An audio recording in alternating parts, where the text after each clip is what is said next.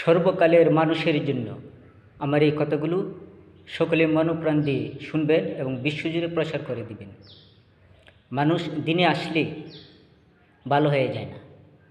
দিন বলিতে শুধু ইসলাম মনে করা হচ্ছে, যেহেতু কোরআনের নির্দেশনায়।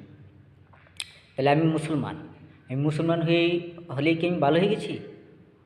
মুসলমানকে বলা হচ্ছে নামাজ পড়ার জন্য, নবীর তরিকায় চলার মতো, দাঁড়িয়ে রাখার জন্য। কই আমরা নামাজ পড়ি না, দাঁড়িয়ে রাখি না, জঘন্যতম পাপ কাজ করতেছি, তা কি মিশা? তারপরে যদি মুসলমান হইয়া দিনে আসে আমরা কোনো সময় বেহেশতে যাব আশা করতে পারি? তাহলে যারা দিনে আসে নাই, যারা হেদায়েত প্রাপ্ত হইতেছে না, দাওয়াত দিতে গেলেও আবার মানুষে অনেক রকমভাবে দোষ দিয়ে বলে যে দাওয়াতি লোক হয়ে গেছে, মুসলমান মানুষকে দাওয়াত দিতে চায়। সেটা ভালো কাজটারও মানুষ অনেক সময় বিপরীত মনে করে। তাহলে আমি যারাদেরকে আল্লাহ এরকম জ্ঞান বা দিনের প্রিয় মনে করে তাদের ইচ্ছা জাগায় মনে এবং তাদের এই কাজ করতে যায়, তাদেরকেও মানুষ নিয়ে মন্তব্য সমালোচনা করে। তাহলে আমি বলতে চাই, কোনো সময় যদি মুসলমান এই দিনে আসাতে পাপ আল্লাহর ইবাদত বন্দেগী না করে বেহেশতে যারা আশা করতে পারে, তাহলে যারা অমুসলিম দিনে আসে নাই তারাও তো আল্লাহর সৃষ্টি মানুষ। তাহলে তারা কোথায় যাবে? মৃত্যুর পরে তারা কি জাহান্নামে যাবে? তাহলে আমি বলতে চাই, কোনো মানুষ রাখিয়া স্বর্গে যে যাব না মানুষ হইয়া।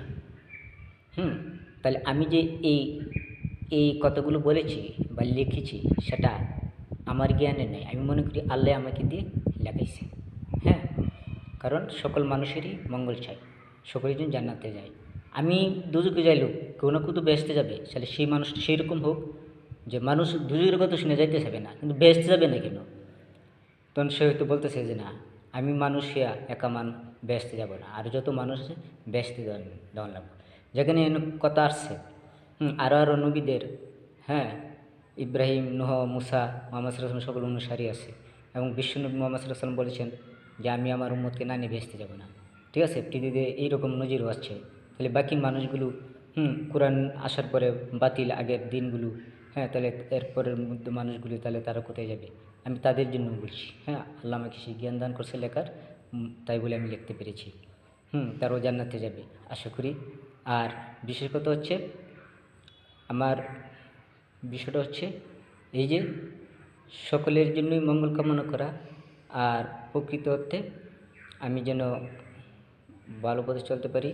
না হলে তো আমি এরকম অনুভব করছি, যখন পীরের আরও যুগ গেছে, যেমন বড় পীর সব বলছে যে মানুষের আসার সিরিয়াল আছে, মৃত্যুর সিরিয়াল নাই। কারণ বলছিল যে আগে বড়োর মৃত্যু, তারপর ছোটোর মৃত্যু।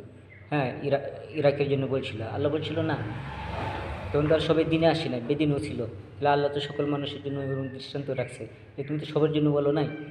তাই আমি গ্রহণ করতে পারলাম না, শুধু আমি সব মানুষের জন্য বললাম বেহেশতে নিয়ে যাব। আল্লাহ যেন, বা আমি বেহেশতে না গেলেও যেন কোনো বেহেশতের মানুষের দ্বারা আমি যেন বেহেশতে যাইতে পারি। কারণ বেহেশতেবাসীর কথা আল্লাহ শুনবে। রাখি। আসসালামু আলাইকুম। ভুল হলে মাফ করবেন, কতগুলো জ্ঞান দিয়ে বোঝার চেষ্টা করবেন কি বলছি।